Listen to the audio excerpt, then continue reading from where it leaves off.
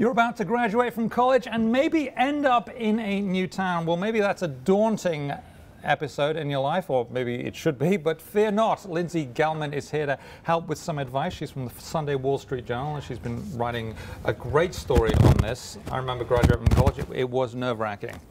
Not just the exams, it was all the bit after the exams, right? And that's what you've written about, when you arrive, hopefully with a job somewhere. So when you're graduating, that's just the beginning of a new adventure for a lot of graduates, and a lot of people are taking jobs and moving across the country or to new cities where they don't know anyone. And you've interviewed a slew of people, and you've got great examples in the story. Let's stick with some advice here. Tap company resources. So you've got an employer, and immediately you should take advantage of them. Yes, well, they're asking you to move for a job. So a lot of the time, larger or more established employers will offer relocation packages, and that typically includes things like funds to move your goods.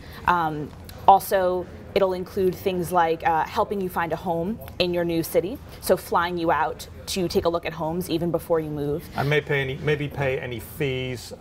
Let's move fees for rental things. And they said work collegiate connections. So when you get there, right, you're going to have probably no friends there, right? So you got. I mean, maybe if you've never been to the site, I mean, you could be.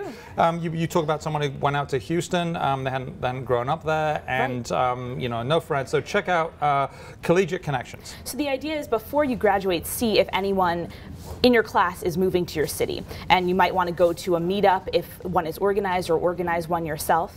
And then once you end up in the new city, if you attended a large university or even some smaller colleges, will have a local alumni network in a large enough city. And so see if there are any things that any events planned or clubs you can join, activities you can participate in. Okay, and make your home social. What's going on there? This was a good tip from a young man that I interviewed. He found a room on Craigslist.com with 10 other people and sort of integrated himself into their social networks. And if you sign up to live with new people, that can be a great way to meet others and to get to know people who are already established in your city. Yeah, that is a great way, because meeting people is tricky, and sometimes the workplace can depending on the workplace, it might not be necessarily very social. Get involved, right? I like this. Join sports leagues, clubs, or cultural organizations. So sometimes you want the logistics to be taken care of for you, and that is found in different activities that have weekly meetups. So something like a bowling league or a flag football team, other things like a church organization or another cultural organization.